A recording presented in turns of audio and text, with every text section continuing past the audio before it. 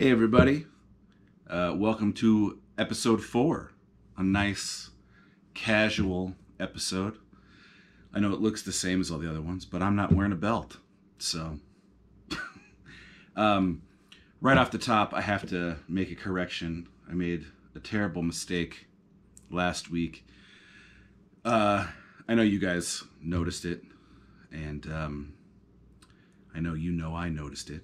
And it's awkward if I don't talk about it. So, at the beginning of last week's episode, I said, hi, everybody. It's been bugging me all week.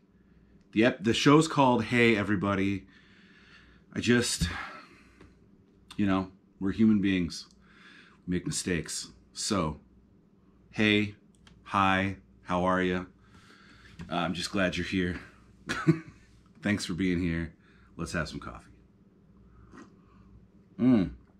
Today, we're drinking out of the cat butt mug that says, my gift to you. I got that mug as a gift for my wife for something, possibly Mother's Day. I just like it. The cat's presenting. I hope you guys had a good weekend. We had a great weekend here. We watched season 2 of Umbrella Academy, and it was phenomenal. I'm a big fan of the books, and I loved season 1, and season 2 was even better. So if you haven't seen it, go see it. We had discussed what they call binge watching it, where you just sit down and watch like all 10 episodes at once. But some time ago, I read an article, or saw a headline, or heard a podcast, or someone yelled it at me at a bar, that you actually enjoy stuff more if you don't binge it, because you sort of let your brain recalibrate and get excited again. So we've been sort of running with that ever since, and it's true.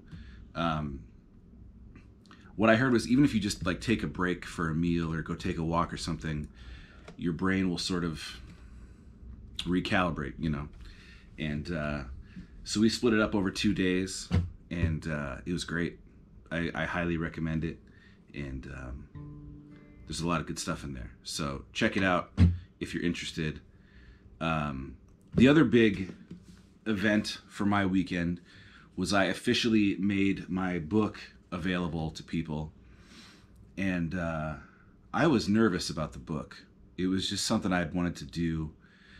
But I was a little worried that that it would seem pretentious, or that, when you're a musician or someone who puts stuff out, your failures are pretty public.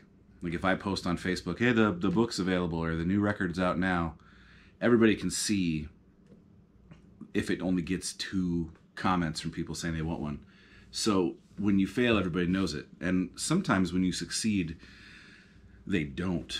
So in an industry that's very much about perception, it's always a risky thing putting stuff out, especially when it's something you've never done before. For me with the book, it was a whole new experience. But I'm happy to say, and I'm going to say, which is also new for me, we made a run of 50 of them, and they sold out in 12 hours, which is awesome. And then we had orders for about 25 more. So we ordered a second batch of 50, and I'm going to reach out to people later this week about how to pay for them and how we'll get them to them and that kind of thing. We've been hand delivering a lot of stuff, not just dropping stuff on people's porches to kind of ease the burden on the post office these days and that kind of thing.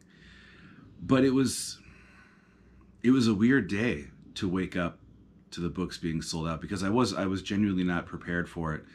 So I didn't really know exactly how to feel about it or how to even talk about it now, because the thing is, and I don't know how true this is of other lives, I've only lived mine so far as I know, but I always feel a little bit hesitant to, you share the highs and you might look like you're bragging, and if you share the lows you might look like you're whining, and neither of those things are an appealing thing to look at on social media. So I find that I, and maybe other creative people sort of try to trim off the highs and you trim off the lows and celebrate in private and mourn in private, and that just kind of exist and get the work done and that kind of thing. And I think there's value in that. But I also think if people were excited, or I've come to think that if people were excited enough to buy my book, I would think they would want to know how much that means to me and how good it felt to do something that felt vulnerable and felt like a risk and have it be received so warmly. And I think if the goal is to be honest with people and to be open, I think the highs have to come with a lot of gratitude and the lows have to come with a lot of perspective.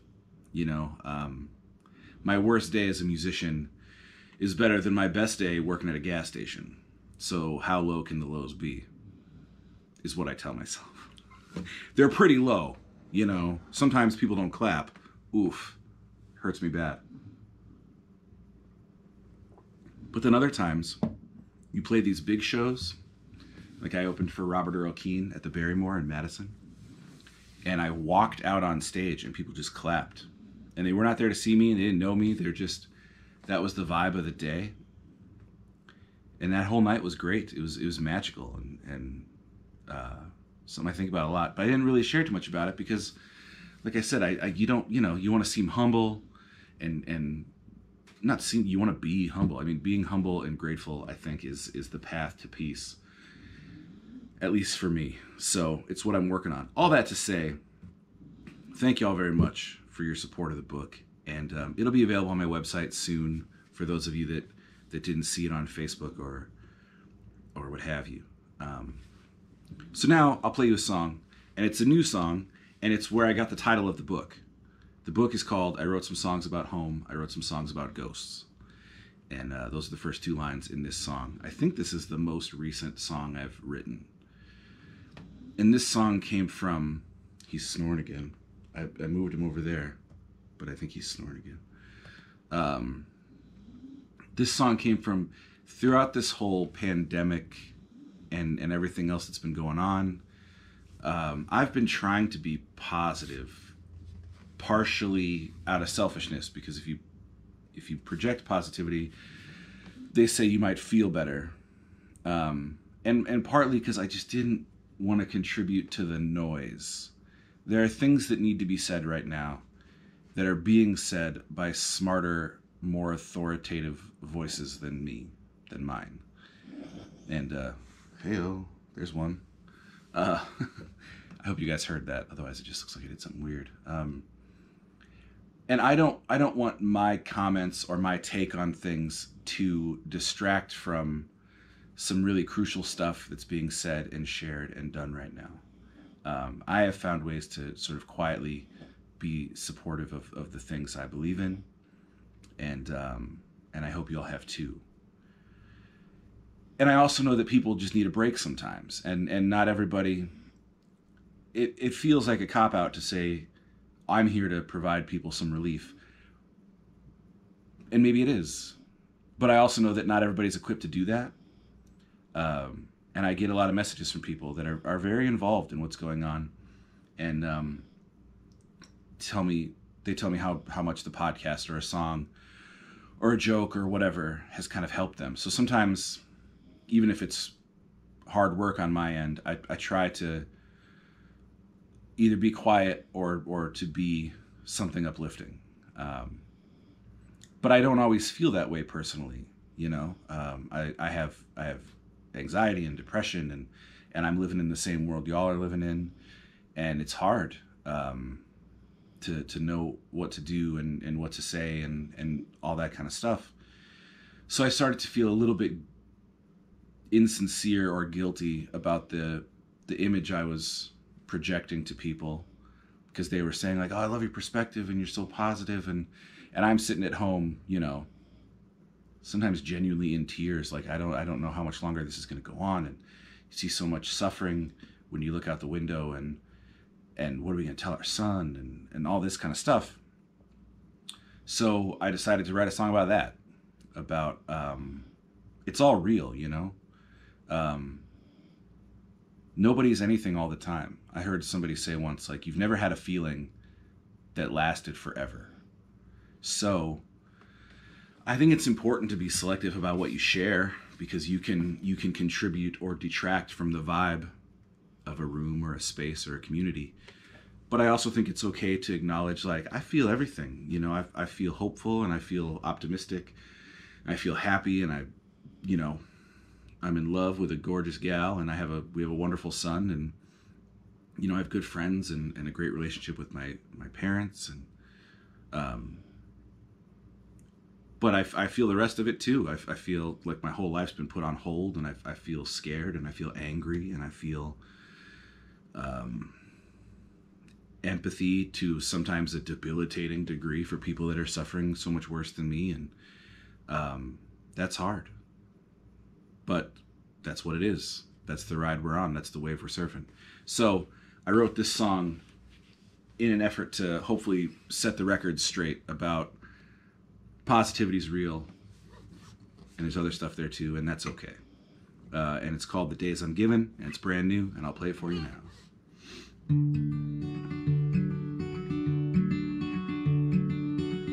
I wrote some songs about home.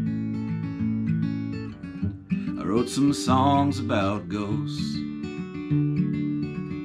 I wrote some songs about the days I spent out there on my own. Now I'm talking up a big game, singing songs about moving on, but ending every chorus afraid they'll find out that I'm a fraud.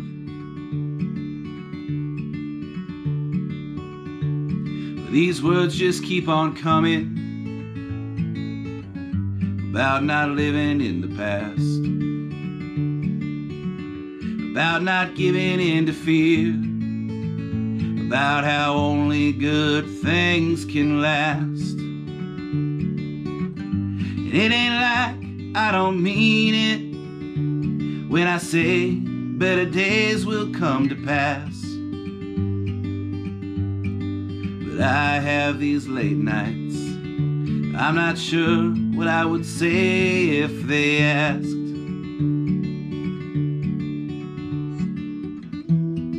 But ain't that the way with the truth?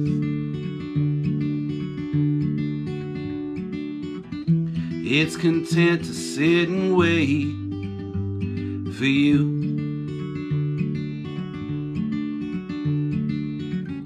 And I can be so inconsistent, and my mind still runs away from time to time.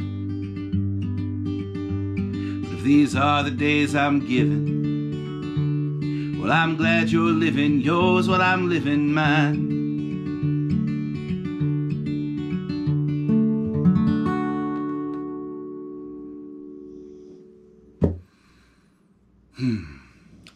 Thanks.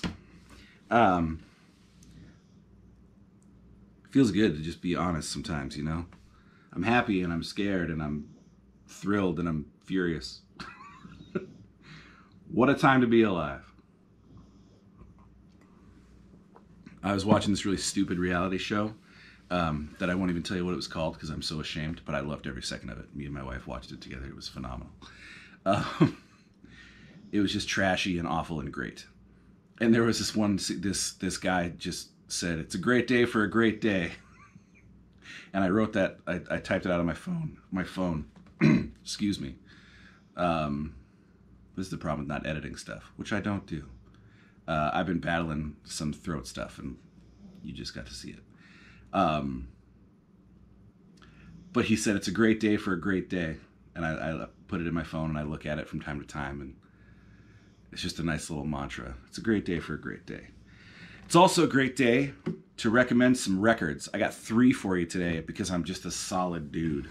And I got to put as much content after the voice crack so you guys will forget about it, which would be aided by my not talking about it, but that's not exactly how my brain works. So here we go. Record number 1 is by a band called the Walker Roaders. They are a Celtic-influenced band. I was going to say Celtic punk, but they're really not, and that's one of the things I like about them so much.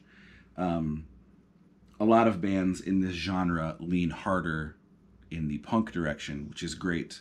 Like Flogging Molly, for example, is one of my favorite bands of all time. But this band leans stronger to the traditional side, and I like that quite a bit. And they're a bit of a supergroup, actually. They feature a gentleman named Ted Hutt, who was in Flogging Molly at the very beginning and has gone on to become quite a big name producer, working with bands like the Gaslight Anthem and Old Crow Medicine Show and Tiger Army and whoever else. Also featuring James Fearnley from the Pogues, who wrote a book called Here Comes Everybody that my friend Brad gave me that I really enjoyed about the Pogues. And it features Mark Orrell, previously of Dropkick Murphys. So really good if you like Celtic stuff. I dig it. Next we have a band called Counterfeit. This record is called Super Amusement Machine for Your Exciting Heart. And I've been listening to it for 20 years. I saw it sitting, not this exact copy, but I saw a CD copy of it sitting on a shelf in a record store in Manchester, England. I was wandering around Manchester, England, buying CDs. That's a long story for another day. But this band, they're from San Diego, or they're not a band anymore, but they were from San Diego, probably still are.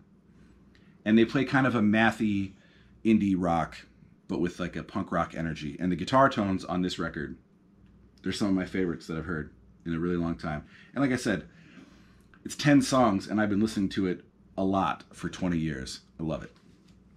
And number 3, because those two were kind of genre records, and I want everyone to be able to find something they can like. A gentleman named John Moreland. He's from Tulsa. He's from Oklahoma. And this is called LP5. It's his 5th LP. He's creative in other ways. And he's one of these guys that with paper and a pen, he's an assassin. He's so good. He's one of these guys, like every third line, you're like, oh, I got to write that down. That was so good. I never want to forget that. One of my favorites from this record, he says, a thought is just a passing train. And I like that a lot. So John Moreland, he's great. Check him out. And then I also wanted to recommend a book to you guys. I wanted to recommend a different book by this same author. This book is called Juliet Naked by a gentleman named Nick Hornby. And he's written a bunch of other stuff. He wrote About a Boy. He wrote High Fidelity. And he wrote this great book. I love this book. This might be, my favorite or second favorite of his. But the one I was going to recommend is called Long Way Down. And it's phenomenal. And the thing I love about it is it's about 5 people, but it's from each of their perspectives. So every few paragraphs or pages, he'll switch to the other person's perspective. And his writing style actually changes for each person. And it's really funny, and it's kind of dark, and that's kind of his sweet spot. But I couldn't find my copy of it. It's laying around here somewhere. But this book was maybe the second Nick Hornby book I read, and it is one of my favorites. And if you enjoy it, they made a movie about it, which is actually pretty good. I guess a lot of his stuff gets made into movies, and a lot of them are really good. Obviously, High Fidelity is great. I really like About a Boy. Makes me feel all mushy inside. And this movie starring Ethan Hawke, and I think it's on Hulu, or it was. You can find it. You're smart, happening together people. So there you go. That's episode 4. That's a new song. That's some record recommendations and a book recommendation, or just call it an author recommendation. Anything by Nick Hornby, it'll probably be a winner. And thank you guys for hanging out and for supporting the book and for watching this. I got a lot of messages last week.